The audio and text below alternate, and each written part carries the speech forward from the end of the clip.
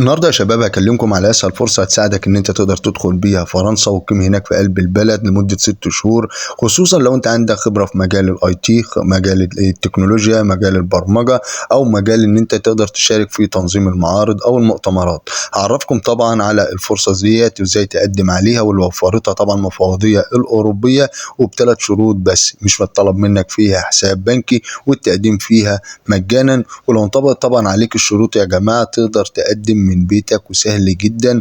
وتعالوا نعرف كل الشروط وايه التفاصيل بالظبط. بس لو انت اول مره تشوفنا وحابب تكون معانا في قلب القناه، يا ريت ما تنساش الاشتراك وتفعل الجرس عشان يوصلك معانا كل جديد. مساء الخير يا شباب وكل سنه وانتم طيبين. زي ما قلنا يا جماعه النهارده هكلمكم على فرصه سهله زي العقد الموسمي كده، بوفرتها طبعا فرنسا، وطبعا عن طريق المفوضيه الاوروبيه، واي حد يقدر يقدم عليها من خارج الاتحاد الاوروبي. والفرصه ديت لمده 6 شهور في مجال الاي تي او مجال البرمجه ومجال اي مجال للتكنولوجيا. وبرضه لو عندك خبره في مجال زي ما قلنا تنظيم المعارض والمؤتمرات تقدر تقدم عليها. مش هتطلب منك فيها كشف حساب بنكي، والتقديم عليها الكتروني ومجانا وب3 شروط بس. تعالوا الاول نعرف الفرصه دي هتوفر لي ايه بالظبط لو انا حابب اقدم عليها. اول حاجه الفرصه دي هتوفر لك خطاب القبول اللي هيساعدك في استخراج التاشيره الشنجن. تاني حاجه الفرصه دي هتوفر لك اقامه وسكن هناك في قلب البلد. الفرصه دي زي ما قلنا مدتها 6 شهور، يعني هتاخد راتب شهري، بجانب برضه هم هيبعتوا لك تذاكر الطيران الذهاب والعودة. يعني من الآخر كده أنت مش هتطلب منك غير إنه توفر فيك الشروط اللي احنا اتكلمنا عنها أو اللي احنا هنتكلم عنها دلوقتي. وشروط التقديم ديت يا جماعة زي السن يكون ما بين 18 ل 30 سنة. يعني لو أنت سنك أقل من 18 ما تنفعش تقدم، لو أنت سنك فوق ال 30 سنة برضه ما ينفعش تقدم. تاني حاجة بالنسبة للغة لازم يكون معاك على الأقل لغة إنجليزية مستوى مبتدئ. بعد كده يكون معاك شهادة، برضه الشرط الثالث اللي يكون معاك شهادة تعليمية اللي هو مؤهل دراسي، سواء ثانوية أو جامعية، يعني معاك جامعية، معاك دكتوراه، معاك ماجستير، تقدر تقدم طبعا على الفرصة دي.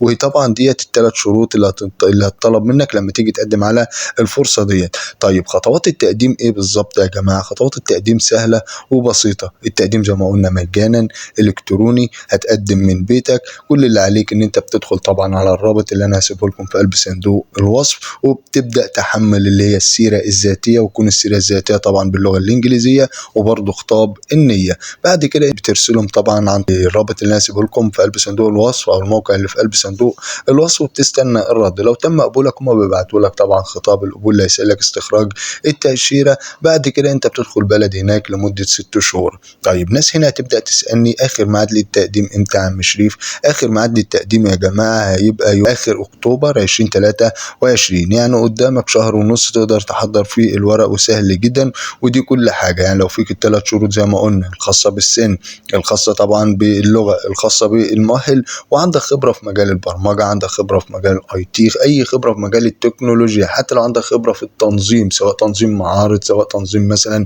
مؤتمرات، تقدر تقدم على الفرصة ديت. بالتوفيق للجميع باذن الله. ولو في اي استفسار تناسبونا في قلب التعليقات، وانا في اقرب فرصه هرد عليكم. وشكرا لكم وبس كده.